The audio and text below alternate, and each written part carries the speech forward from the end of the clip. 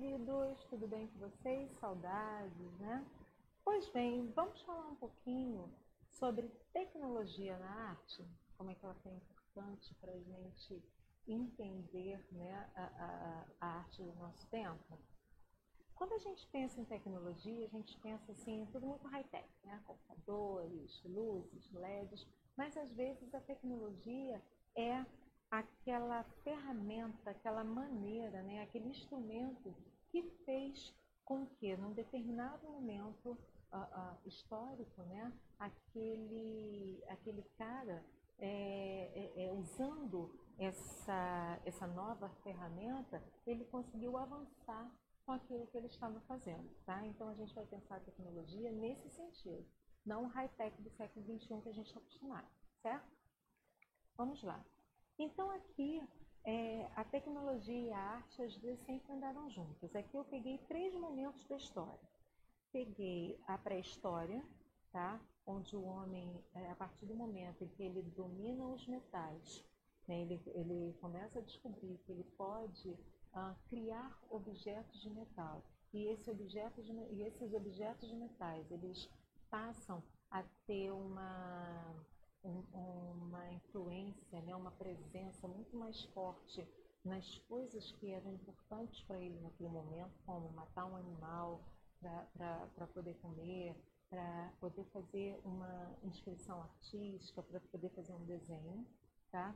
Nós temos a cerâmica, né? Aqui a gente está tendo um instrumento, uma máquina, né? Onde o oleiro, aquela pessoa que vai produzir a cerâmica de barro em cerâmica, vai conseguir, né?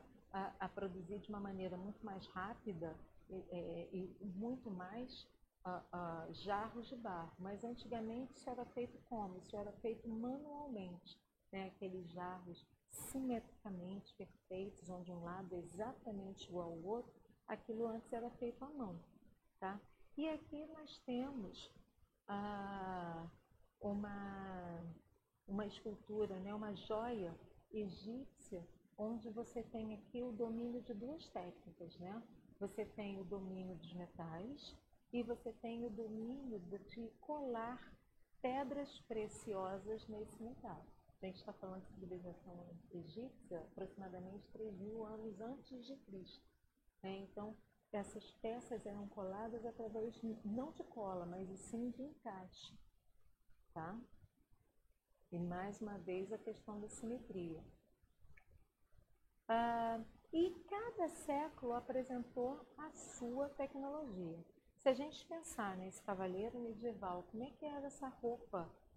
É claro que isso é uma reprodução, né, gente? Mas como é que era essa roupa desse cavaleiro medieval que precisava se defender de flechadas, de pedras atiradas, né? Que eram as armas dessa época, você ainda não tinha arma de fogo.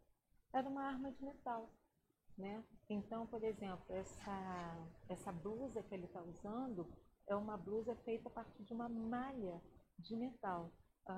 Esse escudo, o protetor aqui da cabeça, a própria espada, né? Onde a ponta da espada, assim como essas lanças, está vendo? A ponta dessas lanças, cada uma era para algo específico, né? Então, uma era para matar pássaro, outra era para matar mamífero de grande porte, de pequeno porte, a outra era para fazer, né, incursões na pedra, né, desenhos rupestres, tá? Então, a mesma coisa com as espadas, né? Cada espada para algo diferente. Então, olha, isso tudo você precisa de um estudo, isso tudo você precisa testar, certo? Agora, eu só fico pensando, cada vez que eu vejo essas imagens de cavalheiros medievais, como é que não era para poder andar com esse tipo de roupa, né? Cheia de ferro. Como é que eles lutavam por isso, realmente é a pergunta para mim que não quer calar. Enfim, você depois tem essa invenção de guerra, né? Que está aí do lado do cavaleiro. Muito bem. Criada por Leonardo da Vinci, inspirado nos cascos das tartarugas, que a tartaruga, quando pressente o perigo, o que ela faz? Ela se esconde dentro do casco, né? E o casco dela é duro, protege. Então, Leonardo da Vinci cria esse tanque de guerra, né? E para criar esse tanque de guerra, ele precisa criar roldanas e ele precisa desenvolver, né, engrenagens para que essa roda, né, associada com uma outra roda, eles consigam movimentar esse tanque de guerra. Ele precisa criar um observatório. Aqui, em cima você vai ver, né, o observatório. Nesse tanque de guerra, quando você vê esse tanque de guerra de Datense fechado, você vê, né, os buraquinhos por onde eles lançavam as suas armas letais para matar o inimigo, né, e esse inimigo não conseguia invadir, né, destruir esse tanque de guerra porque ele era feito com placas de ferro. Tem um canal no Discovery que é um programa onde eles vai reproduzir máquinas antigas. E tem um que é sobre Leonardo da Vinci, que uma das máquinas que eles reproduzem é esse tanque de guerra, entre tantas que a Vinci produziu. Tá? Mais tarde, nós temos a invenção da imprensa. Né? Hoje em dia, se você pensar que você digita no seu computador, aciona ali a impressora e já sai impresso bonitinho, imagina nessa época, quando ela foi criada, como era esse engenhoca, né? Você tinha que pegar as letras feitas em ferro, como se fosse carimbos, organizar ou colocar gravura, né? Nessa geringonça que ia rodando e ia impressando, né? Essa parte pesada sobre espremendo, né, o papel, a mesa, tá? Para aí você ter a impressão de alguma coisa. Antes da impressão antes da criação dessa máquina de impressão, né, você tem a caneta tinteiro, que vai ser a grande evolução, né, para a escrita durante muito tempo, que era a maneira que você tinha para poder registrar aquilo que vocês queriam. Eu me lembrei que, por exemplo, nos escrita, assim, um acesso à escrita por todos é algo muito recente, é algo do século XIX para cá. Antigamente, quem tinha acesso à escrita era apenas os monges nos mosteiros. Então, era muito comum os reis, por exemplo, os chefes de guarda e tal, ter um anel com um símbolo real e a sua assinatura, né, ser esse anel carimbado nos documentos.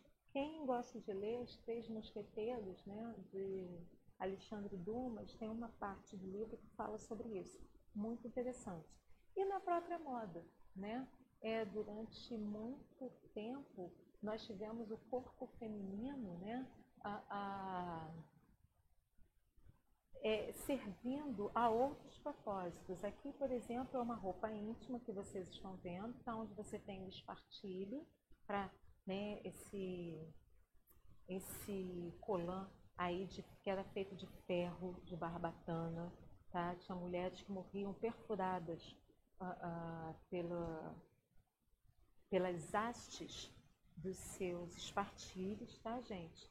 E você tinha isso que parece essa nágua, essa saia, né, que lembra manquinha. E essa roupa íntima que eu trouxe para vocês é uma roupa do século XVII, Maria Antonieta, 17, 18, né, onde era preciso, né, criar um espaço na roupa para que as moçoilas da época pudessem descansar os seus braços, tá? E Maria Antonieta lança essa moda.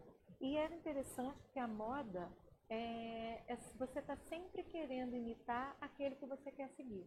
Então, as rainhas, os reis inventavam alguma coisa que só eles podiam usar, né, porque eles estavam ali no top da referência, mas aqueles que estavam abaixo deles queriam usar aquela mesma coisa porque eles queriam ser também uma referência. Então, precisava inventar uma nova coisa. E aí todo mundo copiava, inventava uma nova coisa e assim vai surgindo as engrenagens da moda. Esse descanso, né, para braços de Maria Antonieta, ela chega a um patamar, né, que ela vai criando essa parte aqui tão larga, mas tão larga, que vai precisar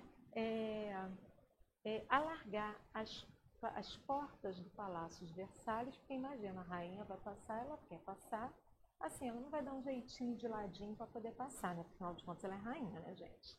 Então, isso para vocês verem como cada vez mais o homem vai buscando novas tecnologias para estar a serviço, né, da sua comodidade, das suas ideias, né, da arte também. Então, aqui nós temos o surgimento da fotografia, que a gente já vem falando, né, bastante sobre isso, né, essa primeira máquina, o daguerreótipo, e você tem o surgimento do cinema. Essas duas invenções vão colocar a sociedade dessa época num outro patamar, né, porque além de ser duas invenções, né, que vão mexer com toda a estrutura daquela sociedade daquela época, eles vão se apresentar como meios de veículos de comunicação, também principalmente cinema. A fotografia, no entanto, mas o cinema, sim, como um veículo de comunicação. E como todo qualquer veículo de comunicação, vai começar o quê? A transformar, a modificar os hábitos, né, culturais e sociais. Aqui nós temos uma cena da Viagem à Lua de 1902, de Georges Méliès, né? Ele foi o primeiro a pensar em cinema de ficção científica e nesse filme Viagem à Lua, ele vai criar vários... vai se usar da tecnologia dessa época para poder contar essa história da chegada do homem à Lua, né, para a gente. Então, por exemplo, vamos começar com essa Lua, que na verdade é uma torta de creme, tá? Tinha foto de uma torta de creme assim, bem de pertinho. Ele vai, né, através de como revelar a fotografia, ele vai inserindo essa cara, esse rosto na torta de creme e essa cápsula que está os astronautas, né, sai da Terra e vai para a Lua e acertando o olho da Lua, né? Tem um filme chamado A Invenção de Hugo Cabret, que ele é bem interessante, conta um pouco essa história de sonhos, né, e que vale a pena assistir.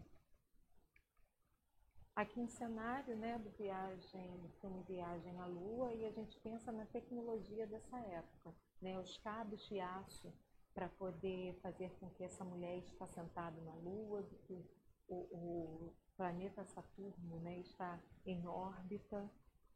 Tá? Cenas do filme 2001, Odisseia do Espaço, então você falar também, né, de viagem à Lua, mas usando um outro tipo de tecnologia. O interessante é que hoje, quando a gente vê as reportagens sobre naves espaciais, né, e tal, a gente vê um pouco essa bancada desse jeito, essas luzes e tal, e já na época desse filme, que não aconteceu em 2001, né, conta a história que vai acontecer no futuro, né, vai acontecer em 2001, o cenário imaginado é bem parecido com o cenário que nós temos hoje.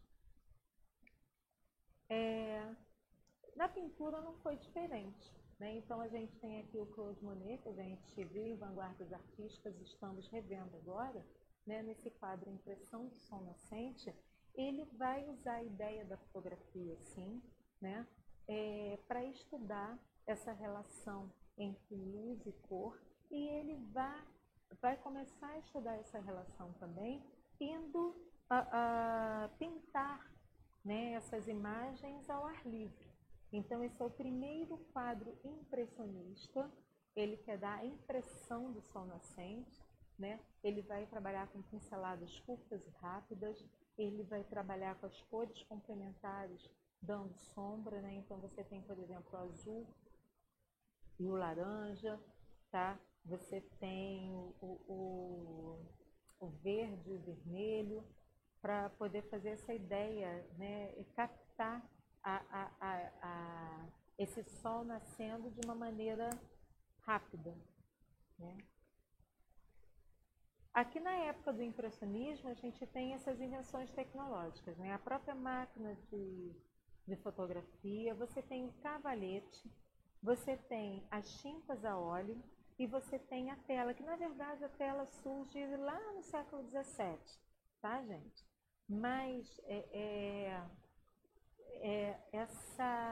essa tela, né, esse pedaço de pano esticado, engomado, preso a 4 ripas de madeira, com o passar do tempo, ele vai evoluindo, né? Essa goma vai ficando mais diferente para poder adaptar novas tintas, novos tipos de tinta, para ser mais portáteis, vão diminuindo esse tamanho. Então, graças a principalmente essas 3 invenções, cavalete, a tela que já existia, a tinta a óleo, é que esse artista vai começar, nessas invenções tecnológicas, é que esse artista vai começar a sair do ateliê para ir para outros espaços trabalhar o seu material de pintura, né, que é luz e cor e forma.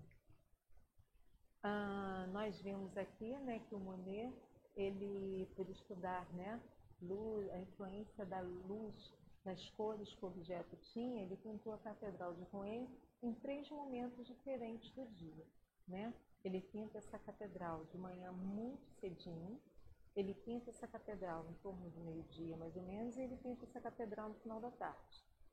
Isso para mostrar para a gente, né, como a luz vai interferir na maneira com que você vê as cores. Muito tempo depois, né, esses artistas, os artistas do nosso tempo, inspirados um pouco nessa ideia, vai pintar prédios históricos com animações projetadas. Então, aqui nós temos a Catedral de Reims na França também. Tá? Já fizeram isso na Catedral de Rouen, onde você tem essa pintura que, na verdade, são animações projetadas. Agora, para você ter, se você olhar bem, está bem parecida com as pinturas de Monet, né? Só que a tecnologia utilizada é diferente. Para a gente entender como é que isso funciona, a gente precisa conhecer as cores primárias, secundárias e complementares, né? Você tem o azul, o amarelo e o vermelho como primárias, você tem as secundárias verde, laranja e roxo, e você tem as complementares que a gente vai falar daqui a pouco. Vamos entender, vamos aprender a ler esse círculo cromático. Vamos começar pelo centro do círculo.